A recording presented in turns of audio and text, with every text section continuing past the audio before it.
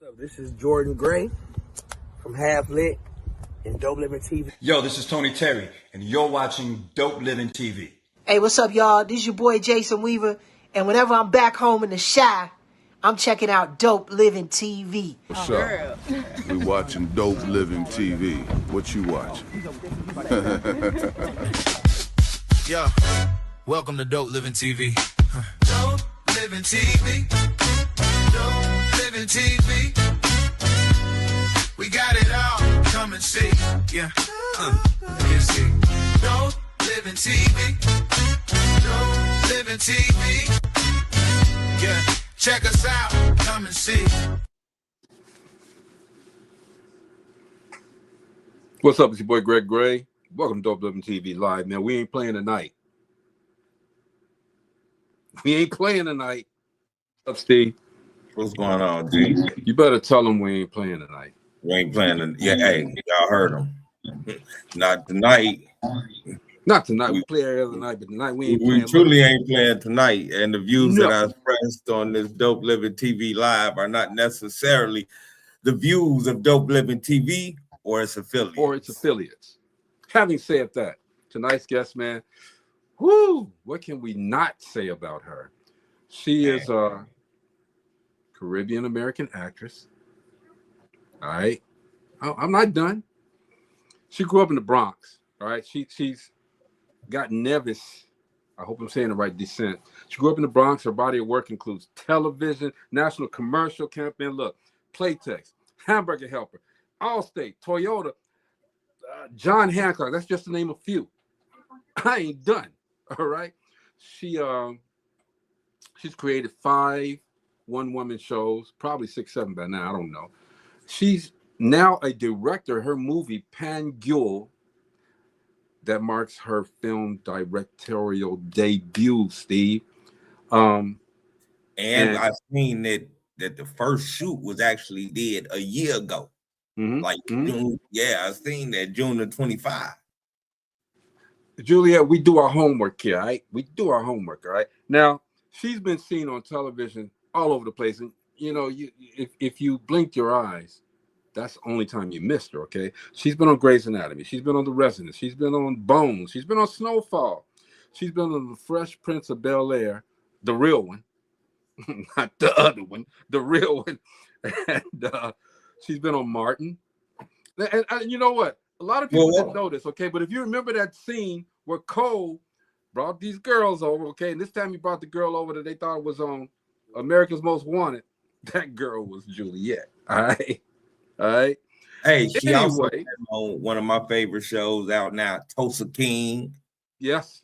And she played Tyson Mama. Yeah. Hey, and then, you know, I'm a big Law and Order fan. And she's been on Law and Order.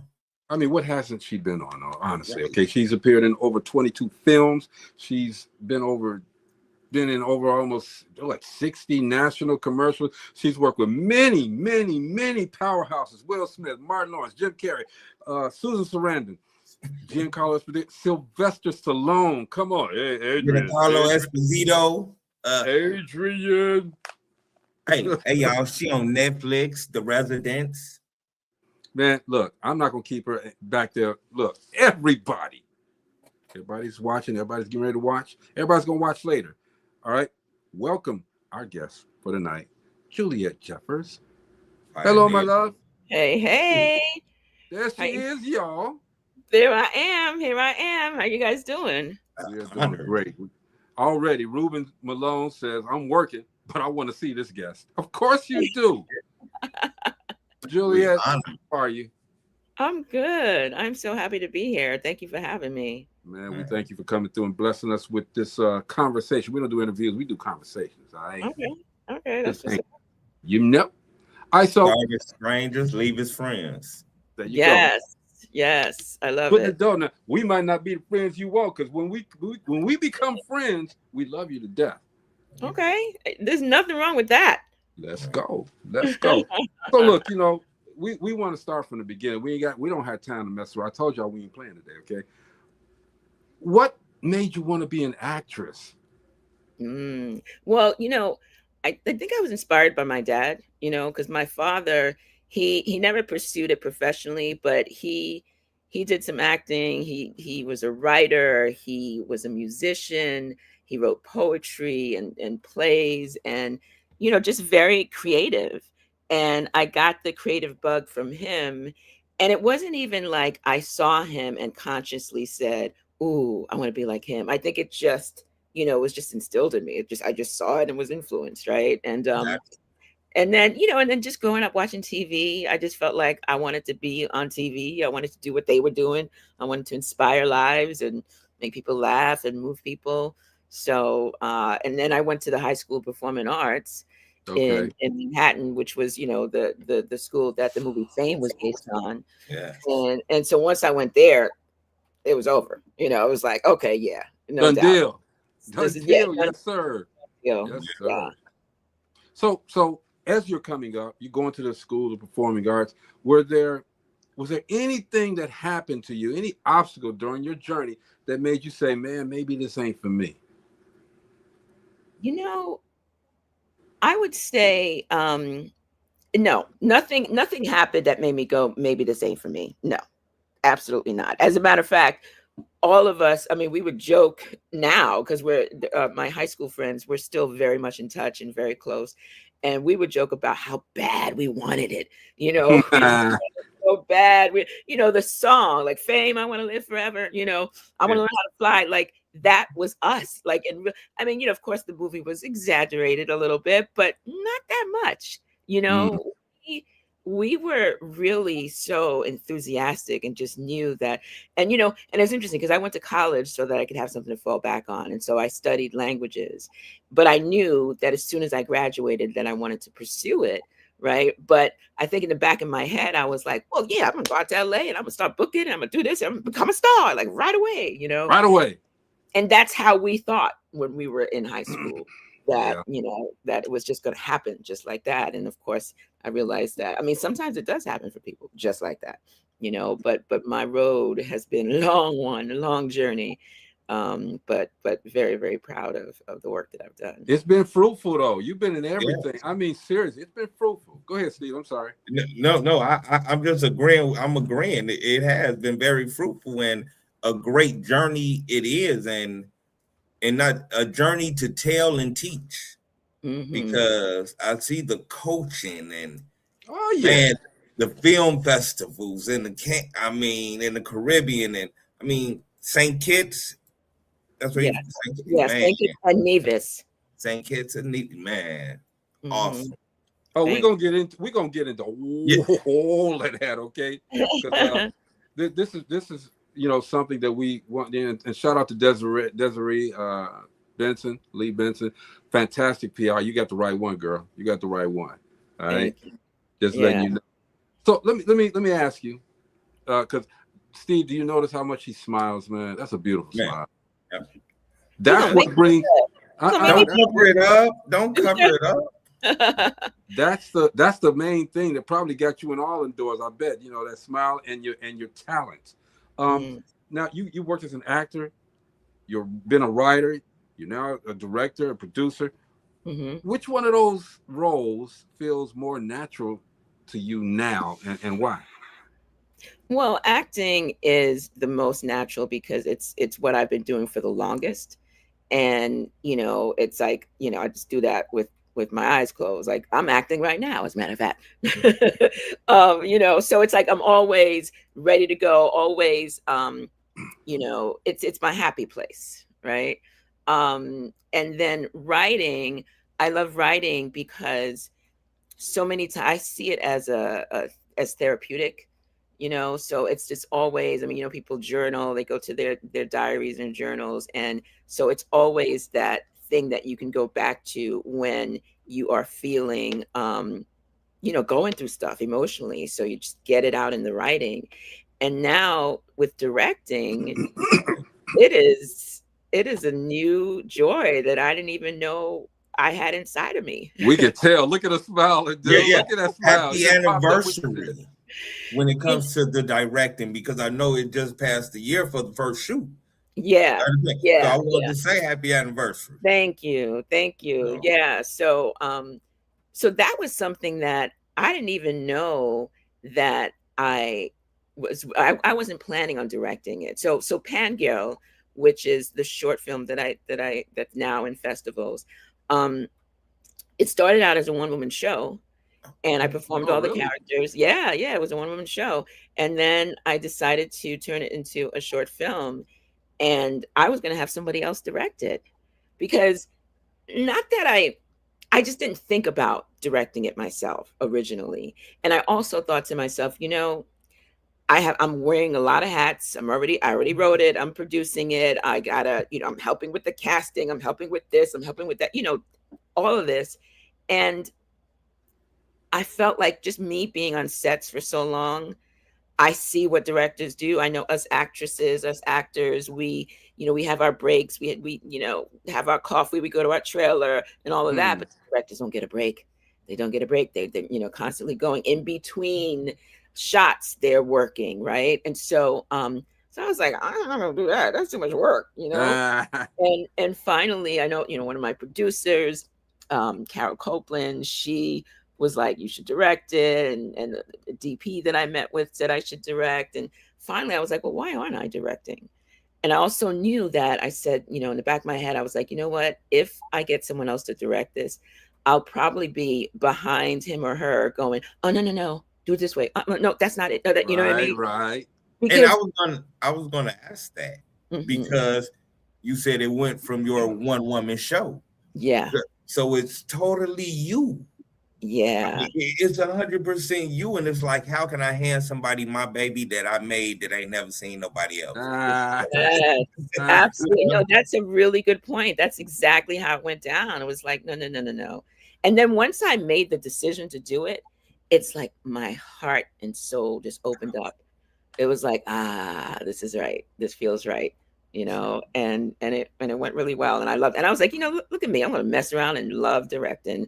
And now I'm like, and okay. Look, you winning awards in the Cannes film. Come on, man. Well, anytime you want some new casting, just call. Okay, I got actually you. majored in theatrical man. I got you. But looking back on your career, was there a pivotal moment when you realized that you could create your own opportunities instead of waiting for them?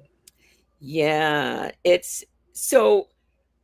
First of all, remember I talked about my original influence, which was my father, right? Father. And let me tell you a little something about him. He was 93 when he passed away. Wow. And, God bless him. God bless him. Yes. And he passed away in 2020. And I would say, he was in hospice. And so we knew that he was, it was just a matter of time. But homeboy was still writing.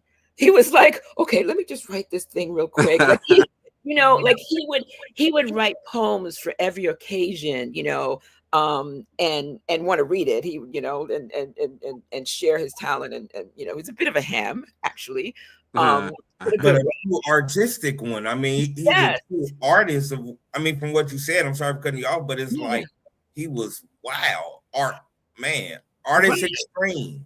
And so I, again, grew up seeing this. I grew up, one of my best friends from childhood, I met through my father because my father wrote a play at his church and cast me and my friend Michelle as his daughters. And so we did a play in church, but this is something that my father wrote. So I grew up seeing this, Right. And so this was a man who, he could have done a one-man show himself. He hasn't, but this was a man who created his own material, his own content back in the day before people were doing that, really, See?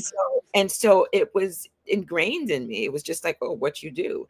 But the other thing is that for me, the very first one-woman play that I wrote, Batman and Robin and the Boogie Down, I wrote it because I got to a point in my career when I was like, I'm not going to sit around waiting for the phone to ring. Exactly. And so I had to create, I had to do something. And I knew that I loved playing different characters. And so it just felt like it was meant to be for me to do a one-person show. That's I what it seen with was. the mask and the Batman. I Yeah. loved it, you know. And I was going to ask you about in the Boogie Down. Yes. She ain't That's Batman. afraid. She You is know not that I'm afraid. guessing we all know what the Boogie Down is. Uh-huh. I mean, we Yeah. Yeah, do. man. Boogie down Bronx. What? Come on, man. Bronx, son. Son, How yeah. was it? I mean, how was it growing up in the Bronx? You know, in that time of early hip hop, Yes. and like you say, actually going to the school that we watched Debbie Allen teach from. That's how we know. We watched it. You know, I mean, it's like, wow. I mean, it's when you just said he could have did his own one-man show, he did. He created you. Ah, look at that. Look at that. Oh, Come on now. he's smooth. Stephen smooth, Edwards is smooth. He's smooth, I ain't love he? that. He's smooth. What'd you say? I said he's smooth, ain't he? Yeah, no, that's beautiful. We got a question from the audience. Ruben Malone says things in business change often. What has changed since you started and today you wish never would have changed? Well, one of the things has changed recently, in 2020, since COVID, in terms of auditions. We started auditioning, just with a camera, recording ourselves, sending it in, self-tapes is what we call it. And we haven't gone back. And I mean, I hear things like we're never going to go back, who knows, to in-person auditions. Now, commercials, sometimes there are in-person commercials, but for film and TV, it's always, putting yourself on tape. And I actually love it. I went to a commercial audition and then to a callback, and that was in person, and that was fun. Like when I went, I was like, oh man, I missed this, because it's like, you're seeing, so it's usually you're going to see people your type, so you're seeing Black Hollywood, it's like a family reunion, and you get to catch up and all that stuff. But when you're auditioning for film and TV, for me personally, I'm not as social as I am at a commercial audition, because you're working on material that, especially if it's an emotional scene or whatever, you want to be able to be focused. Right. And so I might be social after the audition, but certainly not in the lobby, while I'm waiting to go in. Mm-hmm. And so when you're doing a self-tape, you get to take all the time in the world, to do it. You get to do it 100 times if you need to do it 100 times. You just get to just really relax and do the work, and without the extra stuff. And so so I love that. So that's one thing that has changed. Another thing, of course, is, we're talking about creating your own content. Back in the day, it wasn't as easy for us to create our own content. Right. And now, there's more, agency, right, for artists to just do their own thing. And like I said, not wait for the phone to ring. So that's changed big time. And right now, also, we're going through a slow period. The business has certainly changed, between the strike and, COVID, I think, started it, and the strikes and all of that. There's not as much work as it used to be. But I try not to go down that road too much, because I feel like if I think there's not a lot of work, then there's not going to be a lot of work. I believe in, that kind of thinking. So, and it's interesting because I said to someone, I haven't, worked in a minute. I haven't booked a job in a second, but I've been working, like I put myself in my film, so I acted in that, and I'm working in other ways. So I'm still being creative. I'm still producing, and work begets work. So, the more you produce and create, the more work is going to come to you. That's how I feel. Yeah. I mean, and your word is law as far as I'm concerned. Go ahead, Steve. Of some of your recurring roles, any on the sitcoms, which one is your favorite? Dope Living TV. She ain't when she come back. When she come back, yes. Right. I'm not recurring yet. So Right. I didn't get the offer. You got to call my agents. I gotta call. Have your people call my But I'm people. giving it to you first stand right now. Okay. All right, cool. So ooh. Yeah, think I'm about gonna it. go with the most recent, which of course Tulsa King and the Resident. Oh, and you know what? That goes, man. I love you, son. On that, hey, when you got the clothes, Right. You did. I was waiting to get to it. I didn't want to just jump into it, but Right. Tulsa King it's a great sitcom. I mean, and you're working with Sylvester Stallone. I mean, Rocky. I mean. Adrian. If you right when he was walking from the zoo and went and bought the tiger, didn't know what he was doing, just blowing money like we do. I mean, it seems like honestly that you guys have a great cast. I mean, yeah, I mean it was an honor, right, to work on that show. And the actor who plays my son is amazing. The actor who plays my husband, Michael Beach, is amazing. I just I'm amazing too. Oh, thank you. So I love, I love my character. I love the storyline. We haven't, they haven't really tapped back into us, and I keep thinking to myself, all the mess that Tyson's getting into, he needs his mama. He needs his mama. And yeah, we can't get into it like I want to get into it because I get the right. Because Michael Beach got, come on. You know you don't want the son to get in trouble, but you see what he do. So come on. Yeah. Or mama got his back, because all black women, we gotta have somebody praying for the crew. Yes. So we got to show that black woman praying for the crew. Right. So you call the writers. Go ahead, do that. Hey, I'm a big fan. Juliette, you have done so much, okay? But I'm gonna take it back a little bit. All right, just a little bit. Mm-hmm. Well, I'm not gonna say that. Let me play this clip. Hey. I'm gonna play this clip. These are some things, not too long ago, but a little while ago that Juliette's been in. Okay, it's just a little montage of some things that Juliette's been. Okay, this will tell, and you have so much depth. I was looking at this, and I was looking at some other stuff. A lot of people get typecasts.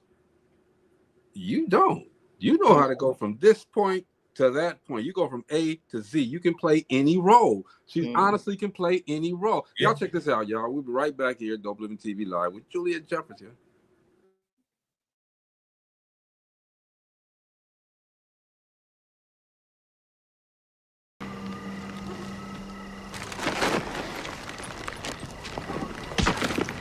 That's for stealing $300 out my purse last time you left.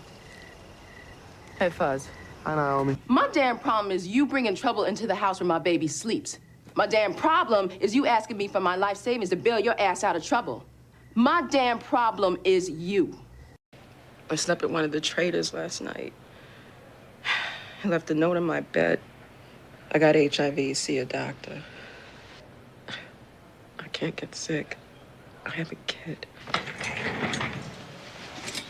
Just because you've been exposed doesn't mean you're infected. F-A-T. That's what my ass has become. And I would like it to be otherwise. I was just thinking maybe next time you're down, we might get to know each other a little better. Yeah. I think I'd like that.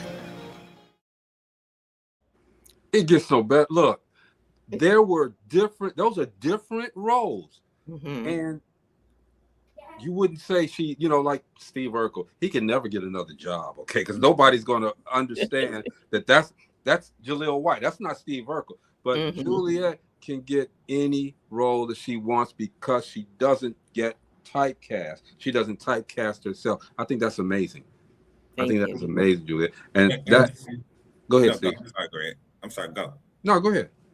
And some of the roles, you actually have to look and like, wow, that's the same person. Mm-hmm. I mean, for real, it's like, didn't she play so and so and so and so? Man, right. So how many times you gonna say that? Didn't she play? Because yeah, she played that. She played that. Yeah, she was in the Hamburger Helper commercial. Yeah, she did everything. Okay, let me ask you this: you're a director now. So how has being an actress made you a better director, or has it? Well, as an actor, because a lot of times when someone's training to become a director, they recommend that the director takes acting classes so that they can see what it's like on the other side, and also it helps to learn how to direct actors. So I think coming from, I don't know if you've heard the term director's actor, director. What I is know it? what you're saying. Actor's director. Actor's director. Yeah. And so that's usually a lot of times that an actor's director actually had some acting training before or done some acting. So so I think that helps to really, speak the actor's language, having that experience as an actor. So that's helped a lot. And I've directed a lot of theater, a lot of this one person shows. I've directed a lot of that. So in terms of switching over to film, the directing the actor's part, that part I already had down, right? Because I've been doing it for so long. It was just now getting into like the technical aspects of filmmaking, right? That is different. Don't you just love those one-woman shows? I mean, because you do these live, right? Yeah. I mean, just that scenery, that audience. I mean, those have to be electrifying. Yeah. Well, first of all, there's nothing like a live audience, and there's no time to say cut, do it again. Right. If you mess up a line, if you forget a line, you have to wing it. You got to run with it. Let me tell you, I had that situation. I have a one-woman show called Chocolate Match, and I wrote it, based on my online dating experiences back in the day. And I had originally performed like a half-hour version of it. And then I finally said, oh, you know what, I'm going to finish this. So I did an hour version. I wrote an hour version, but it was my first time performing the hour version. And to be honest, I don't think I was really prepared, right? And so I'm performing, and this is in New York City, off Broadway, and I'm performing my show. I'm on stage, and I'm telling a story about some guy, and I'm like, yeah, so then, and I was about to tell him what happened next, and I completely blanked. Like completely. I could not remember what was the next part of the story. What was my next line? I could not remember for the life of me. So I'm on stage and I'm like, y'all ain't gonna believe what happened next. I was like, can anybody tell me what happened next? And in my mind, please somebody tell me, because I don't know. I don't know. And so I kept riffing off like that. And then finally it was just like this boom. And it just hit me. And it came all back to me. But of course, I was like scared as you know what. And that is real theater right there. That is real. And a non-seasoned actor probably would have just freaked out or ran off the stage or I don't know what, but I just figured it out. Yeah. And so that's, but it's also that thrill, that energy. And you use the word electric about live theater, because you're having a real connection with the audience, one-on-one, live, in person, direct, and there's nothing like that. I was thinking about when I was reading about you and once I said, man, I've seen her everywhere. I was thinking about, when you're doing your one-woman shows, and you're emoting, you're doing everything in that show. Who does she remind me of? And I was thinking of John Ritter. I was thinking of Robin Williams. I was thinking of people like that who are so animated in their actions. And as I watched you doing the Batman, and I was like, wow. And I was thinking of Sinclair James. Mm-hmm. No, I'm just messing with you. Listen to him.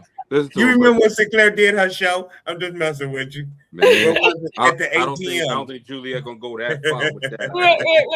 I was like, wait, what? We're talking about living single. It was a joke.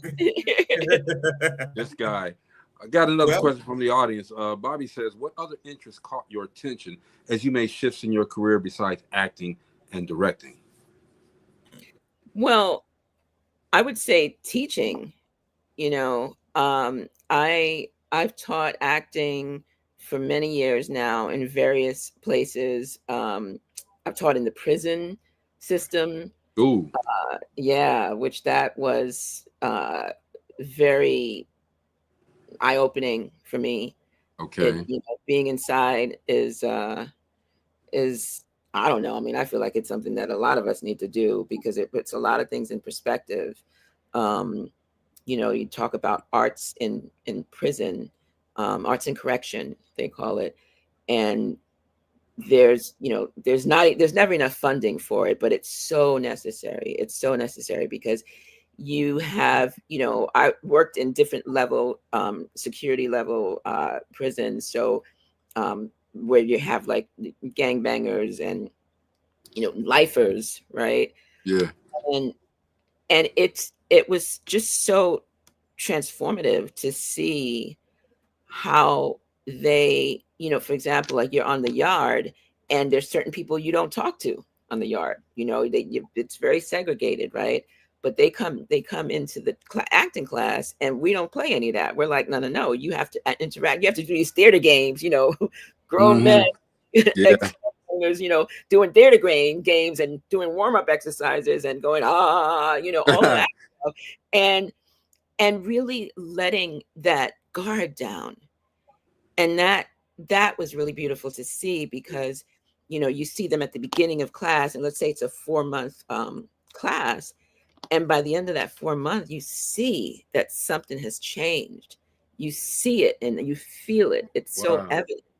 And so that work was really profound for me and really beautiful. And, of course, being from the Bronx, right? So I have that tough girl in me, right? Yeah, that's why. That's why. And so you have to put on that, when you go inside.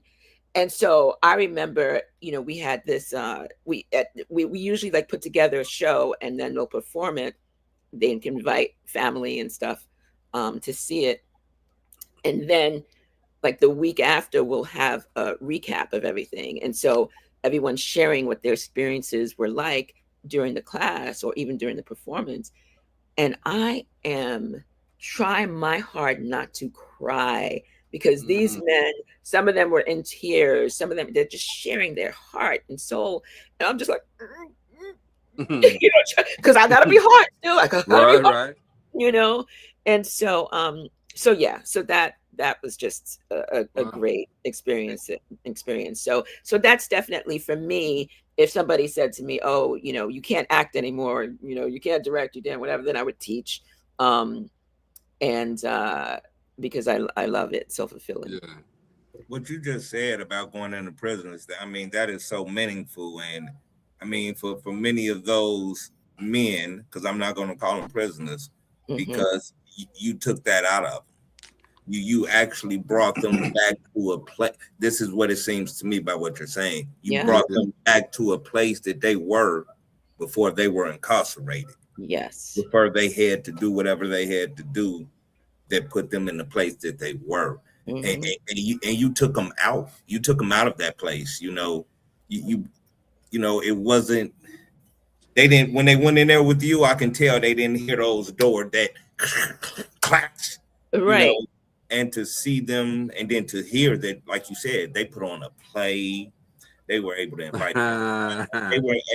their family. My heart right now is like, wow, because that's Bronx blessing, man. That's that Bronx blessing. Yeah. Some of the greatest moments of their life was with you. That's what yeah. Bronx blessing. That's what I'm calling her. She a world's blessing, man. Blessing. Yeah. Because I think also it takes a certain personality to be able to go inside and to be able to handle that, And it's not. I wasn't going inside by myself, by the way. We were a group, that were teaching. So it definitely. And I know before I went, I was like, oh man, I don't want to do that. Like I'm an actress and and all you know. But there was something that was drawing me to it. I was curious. I was, you know, I was led, you know, spirit led me there, you know. And I'm so glad that I worked inside on and off for about 3 years, you know, right before the pandemic started. Yeah. So that's why met men in there that said before that happened, they may have thought about acting or, you know, being an actor or a director or in that industry. And that's the other thing. There was a lot of talent in there, you know, a lot of talent. So and you just needed to be nurtured. So let me ask you this: when you are, as a director, when you're developing a story, and I'm just trying to, you know, because I've done a few pieces of, I ain't gonna say films, I'll say videos. When you're developing a story, what usually comes first? The character, the theme, or the visual world? As a director? Yes. Or as a writer? Well, let's go with the writer. Okay. Because as a writer, especially if you're writing and then you're going to direct your own work, it depends. You know, if I think about my 5 solo shows, they started differently. For example, the Pan Girl, actually, when I did the Pan Girl solo show first, I started writing poems because the story was originally inspired by this woman who I met, who she grew up at a time in Trinidad where when females weren't allowed to play the steel pan drum in the 50s, they weren't allowed to play. And so she was in school, you know, a young girl, and wanted to play, but they told her, listen, if you continue, she snuck around to get lessons. She said, and they found out, and they said, if you continue, we're going to have to expel you from school. Wow. So she had to decide to continue playing the pan or to go to school. And so she chose to go to school. But so with her, she told me that, and everyone, you know, when they were first finding out about it, parents would tell their children, oh, don't hang out with her. You can't hang out with her. So she'd find herself alone a lot. And she said she would go to the beach and just write poetry, right? That was like her way to sort of like, you know, escape, right? And so that I was like, oh, I'll start with that. And I started writing poetry, and then I strung the story together through the poem, right? So that's one way. And then with Batman and Robin, I actually started by writing monologues. And so I knew the characters that I wanted to be in the play, and I just wrote a monologue, and then I strung the monologues together and then created the story base, and, you know, took it because that's the most autobiographical solo show that I have. And so it was just chronologically, okay, what were the things that stood out in my life between, you know, 1 and 5, between, you know, when I was in elementary school, high school, etc. So it really depends. It depends. There's no I think that the most amazing thing when trying to be an actor, director, and I don't know about it all together, okay, because I act every day on DopelivenTV Live, but I think the most amazing thing is being creatively different. And I think with the movie Pangul, I hope I'm saying that right. Pangul. That's different. That, you know, and by the way, Steve, she plays the pan as well. I was going to ask that next. I was waiting because of the descent. I was going to ask her. No, don't do all that, Juliette. I saw you. I saw you. Well, let me tell you something. I learned to play 2 songs in order to do the show. And I have a steel pan in my living room, looking really cute, and collecting dust. So I really need to get back to that, you know. So I know 2 songs. That's it. I wish the dust wouldn't own it, because I would love to hear a song. Handle that business, Juliette, okay? But yes. I got a clip. Okay. You know, you guys need to see, number one, the different, because nobody's done that. I've never seen that type of a movie. All right. And it's I think it's well shot, it's well directed. You did your thing, girl. Everybody check out the I'm not gonna talk no more. Here's the clip. All right, we'll be right back. Dope Living TV Live.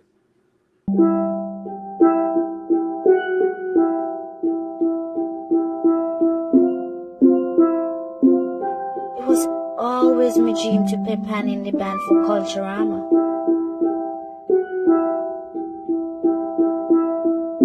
The life of a steel pan player is not for you. I know what happens when these men get together and stay out all hours of the night and so on. It's not a place for a good Christian girl. And even if you play for fun, no, me know you don't want to keep doing it. So it's best not to start. Trust me, I know what's good for you, and this is not it.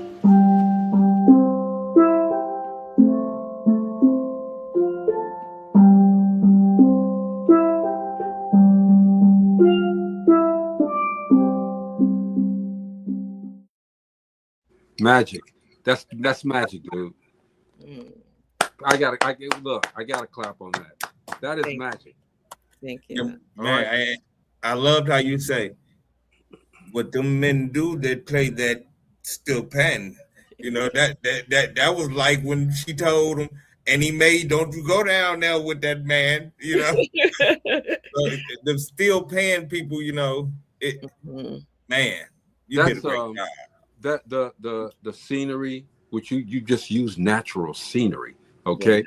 Yeah. I'm telling Juliette, look, I don't know nothing about the Caribbean like that, okay? But anybody who watches this movie will not only find out about the beauty that the Caribbean has to offer, but you see an in-depth narrative, an in-depth story about that, you know, because that's a beautiful instrument, number one. Yeah. You know, it to sound like no other, but to see a young girl have a life choice, a decision to say, okay, well, I want to follow my heart. I want to follow my dreams and do what I got to do, even though mom may not like it. But, you know, I'm interested, really. You should send us a copy so we can do a screening. You know, I know there's a film festival, because we're all from Gary, Indiana. There's a film festival, the Gary International Black Film Festival, that would love. I think they would love to have this movie. I'm telling you, and if I could set that up for you, I will. Okay. I think they'll love to have it also. I mean, because I'm ready to ask so much more about the movie right now to find out. One thing, how long did the taping take? The shoot, it was a 6-day shoot. So it's a short film. It's a short film. No. And so we are I'm going to start writing the feature. Why do I have tears in my eyes, man? I'm like, you getting ready to do the feature of it? I'm saying, man, that just looking at that, I understand it. And it got me a little misty over here, bro, for real. Yeah. You know how much we see when they have those, but we know nothing of it. From where we come from, like you said, we come from Gary, Indiana. It's not the Caribbean background is not as, you know, pleasurable. It's not as fruitful where we are compared to the Bronx. Right. These things we see on television and different movies, and we want to know more. I know we do. Yeah. But I'm looking at the just the aspect of what we just saw. I could see, especially when they were hugging all three were together. Okay, that probably was a great moment, and I'm really so interested. I'm stuttering now, and you know I don't really stutter, okay, because it really touched me. I want to know what led to that. What led to that moment? Don't tell us, but I want to know what led to that moment. I want to see what led to that moment. Yeah. I want to see it tonight. I really do. Tell you the truth. I really will want to watch it after living over tonight. I'm sorry, Juliette. I've been doing television for like 30 some odd years, and a lot of things that I see when I look at work, I see differently now, as opposed to just wanting to go to the movies. I look at the depth of the movie. Is it going to capture my attention? Is it going to make me feel some kind of way? This makes me feel some kind of way. So great job. Kudos. Kudos. It speaks to you, and that's what it's supposed to do. Most films that go to those film festivals are films that speak to you. Mm-hmm. What were you trying to? I'm sorry, I gotta ask these questions. What were you trying to accomplish with that movie? What did you want your audience to feel? Well, number one, what you just felt, you know, that's beautiful. And thank you for sharing that. But also just to be inspired to follow your dream. Come on. You know, follow your dream no matter what the obstacles are. Because that's what I did, you know, that's what I did. And also your dream doesn't necessarily always look the way you think it's going to look, because when I think about, you know, back to my father again, you know, he never pursued the arts professionally, because when he first moved to the States, his godmother told him, oh, no, you're not going to make any money there. You have to get a regular job, you know? And so he just pursued and got a regular job. But what he did, though, was he then just still created his art, right? Because and that's the definition of a true artist, because a true artist has to create. Doesn't matter whether they're getting paid for it or not. I see his dream right now. Yeah. Desiree said, "Look at my gorgeous client, Juliette." Hello, Desiree. His dream you brought to public. Yes. You brought his dream to light. Yes. It's like his dream, your dream, God's love, all came together. And this film was shot in Nevis, which is where he was born and raised. Wow. So I dedicated at the end of the film, I dedicate this film to him. You know. Yeah, I'm gonna talk to these people. Okay. Because people need to see this. They need to see this. And I'm gonna be in the front row. I'm gonna be in the front row, crying. I'm gonna be. She didn't say it was gonna be this. I'm gonna be there. That's beautiful. That is beautiful. Wow. Let me read this verbatim. Okay, Juliette is a private coach and has helped develop and or directed over 100 solo shows. She teaches master classes throughout the country and the Caribbean, and has taught acting and writing in prisons and to underserved youth in high schools. Juliette was an Ovation Award voter. She served on the screening panel and was a board member of the LA Women's Theater Festival. She was also the curator of the Black Voices Theater Festival at the Whitefire Theater. She is currently partnering with the Nevis government to help build their film industry. Juliette, look, we've had a lot of guests on this show, okay, but this is amazing. This is a pioneer, man. You are words above the words. I mean, you are one of those people that like they say, sit on that Mount Rushmore. Everybody that you see out front, best believe it's ones that you don't notice that fought for them to stand where they stand. I got to keep it a buck, bro. I mean, for real, to be at the, and not even at the nearing the end of your career, to be in the middle of your career journey right now, and you're doing so many things that a lot of people wish that they could do. You have the opportunity and the platform to do so, and you're doing it. You're not selfish with your talent. And I saw where you helped Vanessa Williams do her one-woman show. You know, I mean, actors helping actors. She's helping them to get better. And that's like taking a back seat, but it really isn't, you know?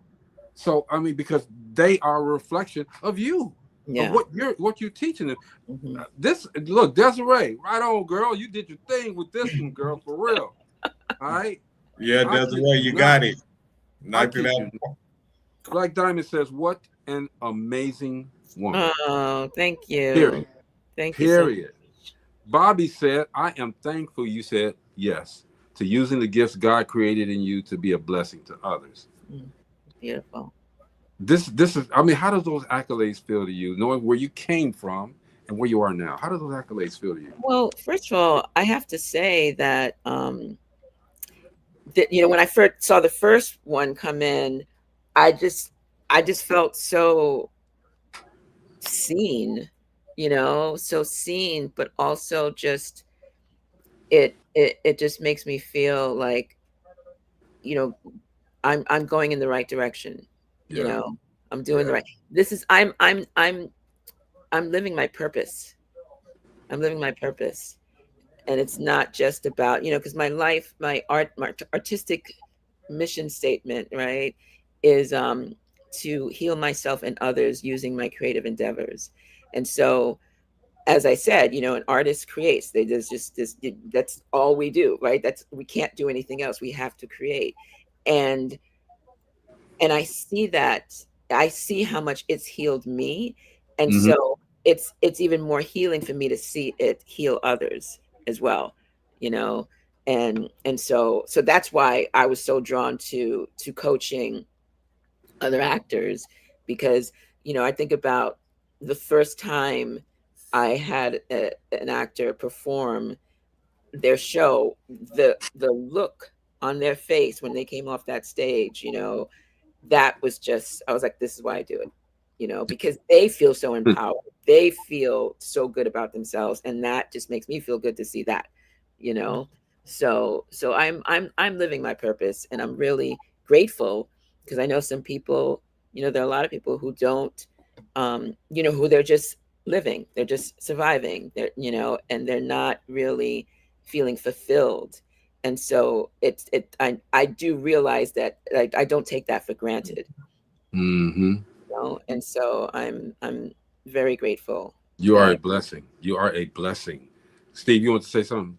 Well, no, I just listened to what she said, how she said some people are just living. And I thought about a thing that I always say, and I tell people, you know, and I say this because you have life. You don't just live. You have life. And I tell people, some people can live good, but until you really know and you're doing everything and you know you are in your passion and in God's realm, that's when you have life. Yeah. This has been a beautiful conversation. You just don't live good. This has been a wonderful conversation. Juliette Jeffers that has life. That boy smooth, ain't he? This has been this has been a great conversation, Juliette. Okay, I know you got some other things that you have to do, and she actually cut some stuff out so she can be with us, Steve. Just so you know. Thank you. My pleasure. I'm so glad I did, by the way, because this, you know, this was unexpected. You know, I mean, because it just felt really meaningful, and I loved your questions as well. Oh, I appreciate that. But you know, but for we do whatever, you know. Desiree has always looked out and given us great people to come in contact with. You have been one of the I call blessings. I don't call a lot of people blessings. You're a blessing, okay? Because anytime you can get me to tear up, man, woo, you did your thing, all right? Real quick, if you could, well, first of all, what project are you most excited about right now? What are you doing now? Writing the feature version of Pangirl, because it's and I have other plans with it that I'll share later on, but I'm excited about the whole process. I'm working on an solo show, online solo show masterclass. Yes. So that's going to come out soon. And yeah, other than that, just those are the two things, because I have so many things that I tend to work on at the same time, and I'm trying to tell myself focus on one at a time. You know, focus. So Pangirl the feature, and the actresses, the little actresses that played the main girl, like I think there's a girl, Roshan, the main character. We have her as a little girl, and we have her as a teenager, and they're growing up. So I have to shoot the feature soon. You know, yeah. Old, you know. Yeah, definitely. Keep it time worthy. Bobby says tonight, Juliette Jeffers, you are adding fuel to my creative flame. Beautiful. That's called a master class. You gave us one here. Honestly, you did. So finally, if you could direct any actor living today, who would it be, and why? Take your time. Bobby Brown. I would.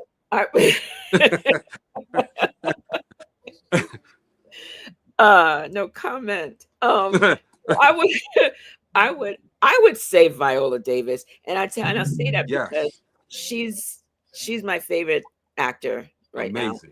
She's my favorite actor, and so to be able to play, I would love to act with her as well, right? You all seem the same. You do the same. Y'all, it's just like they're Because Viola could have played Tyson Mama. Right.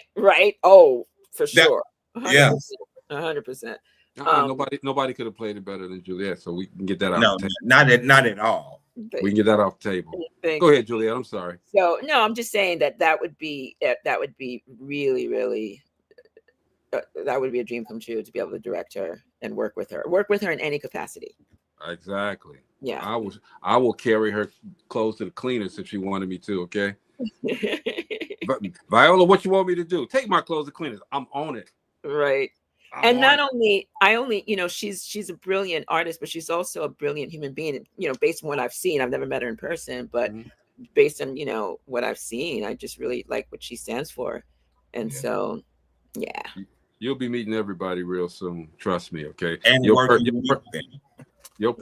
purpose is done, and it's going to be continued. When I say done, it means you're there, and now you're just going to flourish that. Juliette, oh man, thank you for coming to the show and hanging out with us, having this conversation. We celebrate you definitely for being a trailblazer. You've been in everything. All right. If we can see it, Juliette has been in it. All right. So thank you for coming. Is there anything else you want to let our audience know? Well, first of all, thanks for tuning in. Thanks for spending the time, and you can do whatever you set your mind out to do. I'm living proof of that. Follow your heart. Absolutely. See what you got. Well, like Greg said at the start of the show, we weren't playing today. We had great conversation. We started as strangers. We finished as friends. Like we said, here on Dope Living TV with Juliette Jeffers, true pioneer. So God is love, love is God. Amen. That's how he ends every show. God is love, love is God. All right? I love it. I end every show by saying, hey man, thank you for coming and blessing us with your beauty, that smile, your personality, and your story. Your story serves as a template. It should serve as a template to a lot of people that are trying to do what you're doing. And if it doesn't, there's something wrong with y'all, man, for real. Something wrong. We ain't playing, okay? Bobby said Dope Living TV is my spot for learning and more learning. Thank you. We appreciate you. We do. Juliette, again, it's been a blessing, an honor, a privilege to have you on the show. You are welcome to come here anytime you get ready. I'm going to contact you about Desiree, because I'm going to contact the lady from the Gary, Indiana Black Film Festival. This needs to be, they need to see this. Okay. They need to see this. And if she gives you any problem, I know she probably watching too. If she give you any problem, lady, you don't get, look, if I'm referring them to you, it's good. It's good. And if you're looking at the show right now, look at her. It don't get no better than this, yo. Come on now. Yeah. Hey, Desiree, Juliette, I want to see it. I can't wait to see it. All right. We'll make it happen. Man, okay. Thank you, all right. Juliette. Thank you so much. All right, this is Dope Living TV Live, man. We will see you guys tomorrow, all right? Have a great day. Peace. Whether in the house or outside, you know that we gon' do it. Make a wrong decision, turn around and still get through it. When you say the name, you know it's us and what we doing. So turn it on and let the bass get booming. Hey, yeah. Dope Living TV, Dope Living TV, Dope Living TV, Dope Living TV, yeah. We got it all. Come and see, yeah. Oh, Dope Living TV, oh, Dope Living TV, oh.